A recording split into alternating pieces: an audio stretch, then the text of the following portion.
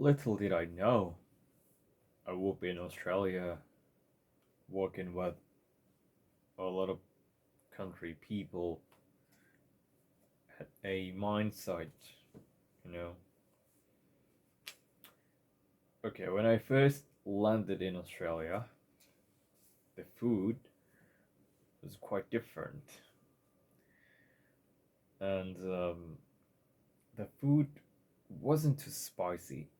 If anything, it was a bit mild for me and it was a bit salty for me. Maybe that's why I got constipated when I was in caravan, struggling with stomach ache. That was my first job, caravan job, dealing with exploration in drilling and mining field. It was such a bushland.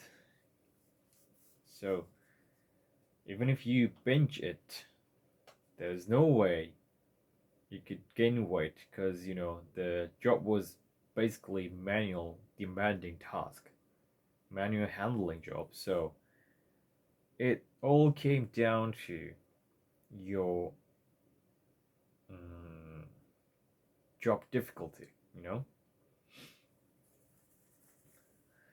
physical demanding task takes physical ability and your personal mentality as well. So the problem was, even if you work hard,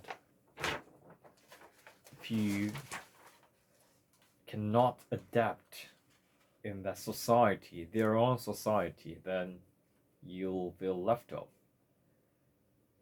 I was the only Asian who grew up in Asian in my crew, so pretty much everyone else was from Australia and Europe, and some of them are from Africa, like and New Zealand. So I think I wasn't gonna take it for granted, but I felt kind of isolated. I don't know why I keep saying this, my job history, but I can't help it. That's all I had for 2 years. Like, okay, I mean, there were three things I wanted to rack up before me going to Australia.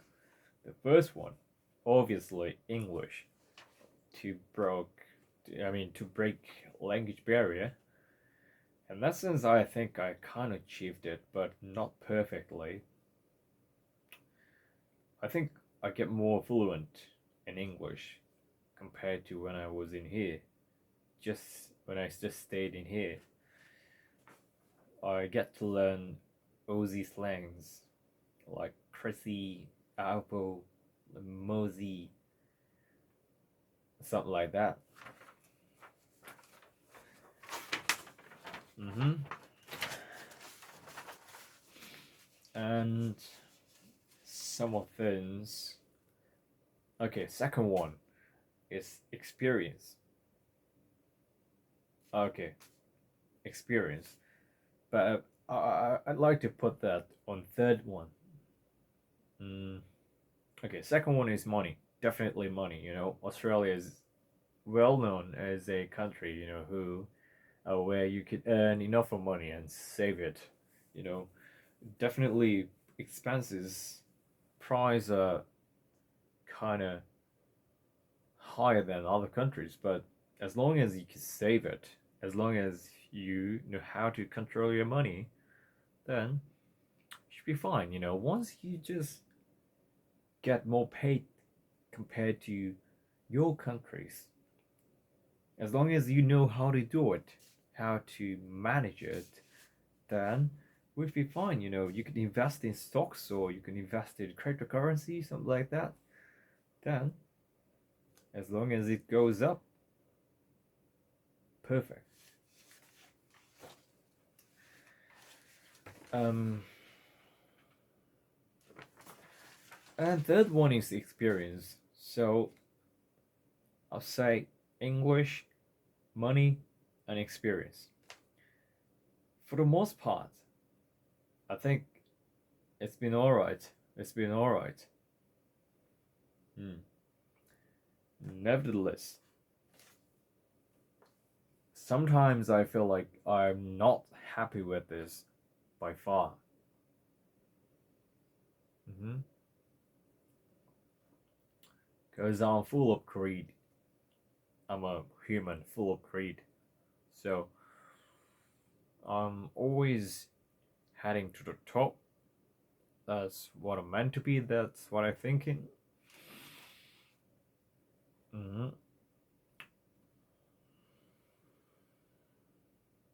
I actually have no idea what to say. Like today, I'm not gonna talk about my investment. Okay. The only thing I can let you know is I have faith in Nasdaq, and that's all. But cryptocurrency, it takes time to believe it with, mm, like, with faith. Okay. Okay. Even today, I let I led my Colcom crew, and then I was in charge of leader. So I led them to a new questions, new missions that was that I suggested them some example questions with some patterns on it on every single sentences, and those patterns were from what we learned in Colcom. So I try to utilize it, and I just wanted to make sure for them to memorize it and repeat that patterns because it actually helps. You know, it's just only three patterns for one class, and as long as you take part in that two classes in a week, then you'll get six patterns. You know, it may sound too small, but it's not.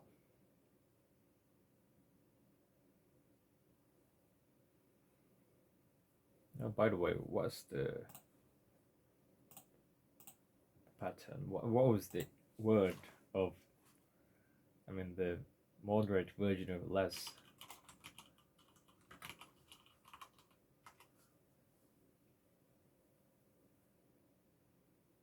Um,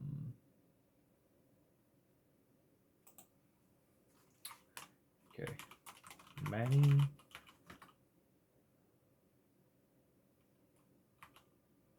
more must.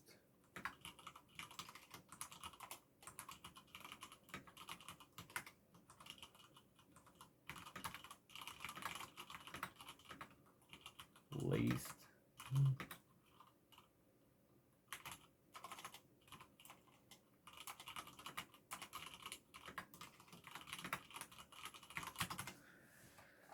Okay, I just asked many more must. And what's last and least? Little or few. Mm-hmm. Okay, few. Yeah, yeah. It may sound it's very few and little, but think about you put all those patterns together, after 3 months, 4 months, it's gonna be hips. It's gonna be at least over 10, 100, could be 1,000. But it's all up to your reputation. I mean, not reputation, but all up to your reputation. And you try to intentionally spit it out, for your muscle to memorize it. So that's why even today I'm trying to purposely speak these patterns, call for help, push through, and find my courage. Yeah, that's why. No, I'm finding my own courage every time to push through, something difficult. Like whenever I feel like I'm stuck in where I am, to go beyond that past, though to go beyond that place, that wall, you need to just throw yourself into that place, for you to develop yourself constantly. All right, you just push yourself into something hard and difficult. Okay. I was gonna say something, but it just slipped. It's on the tip of my tongue, but I'm kind of absent-minded nowadays. I don't know why, because of Alzheimer. I don't know, but yeah, just joking. Um, be fascinated by. Oh, okay. Speaking of English, nowadays I'm into IELTS, even though I haven't taken a test yet. But this is important for my next chapter. When it comes to a graduate student, this is what it takes to go to university. There are so many types of English assessments, but I think IELTS is the best representative English assessments. Like there are like Duolingo, what else like PTE, but IELTS is the hardest I heard, as far as I know. But you know, you just want to challenge yourself. You just want to throw yourself into something challenging. That's who I am. I just want to give it a shot. Because yeah, I just became fascinated with this test, and then I'm gonna stick with this. Uh huh.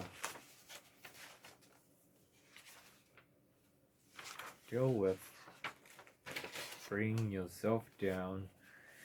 Here's the story. Just looking at this pattern, bringing someone down. When I was on Australian mine site, working with other native speakers fellas, like from UK, from Australia, from Scotland. Yeah, I was the only one who wasn't native, so I barely understood, especially what Scottish guy was talking, and they were all younger than me, even supervisor as well. I felt isolated. I felt left off whenever they try to, make a chat and joke in. I was the only one who did understand that context. So I couldn't help but be like frustrated, sometimes devastated as well. So somehow I brought myself down, and then one day I think I made a mistake that I couldn't get what my team leader said to me. So I accidentally didn't bring what it took. I mean, what he needed. That was maybe railgun, I guess. I mean, I don't know if there's any alternative words. Anyway, I'd say just railgun. So I apologize to him for not preparing for that stuff, and even my English as well. But he goes, "No, you don't need to be sorry. Your English is good. Don't bring yourself down. Sincerely, I'm saying your English is very good. Just, um, at the time, there was something popped up. in my mind. I was like, oh, fuck. Since when did I become this person who always underestimates myself? I didn't need to, It's I gotta take for granted, that I'm a non-native speaker, so it's very, very natural for me not to be good at English like them. Even I am bilingual. I'm speaking in Korean. I mean, I speak Korean and English. So that hit my head. Yeah, it hit me that I didn't need to be sorry. Little did I know, I was the only bilingual. So no need to be underestimating yourself. No need to underrate yourself. Like, it's always good to be respectful and polite, humble, honest, but I mean modest. But it doesn't mean that you always have to let yourself down, lower yourself. Nah, never. Okay, there's a meme on internet community like social media that there's a saying that I speak English. Okay, you speak English because that's because it's the only language you can speak, and I speak English because it's the only language that you can speak. Okay, don't let yourself down.